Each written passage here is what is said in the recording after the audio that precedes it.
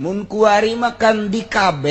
Nah, anu nyieun instruksi KB bakal kita tanggung jawab engke di akhirat.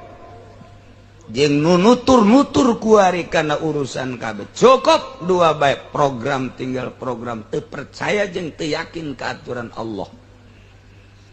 Lamun nu teu yakin ka aturan Allah, KB teh kos kitu. Mun kieu mah ulah kena boga anak KB bae lantaran kondisi indungna gering, lain masalah.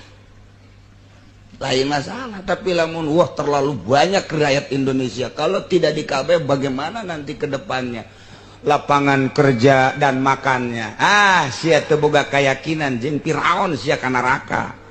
Teu boga keyakinan ka Gusti Allah, sia ge nang Allah nu mere daharna.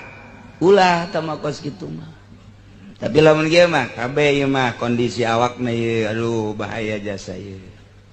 Atawa kieu salakina teh aing mah sia di KB teh lintuh teuing. Sakumaha aing nyekelan gurubug. Aing teresep jasa ieu.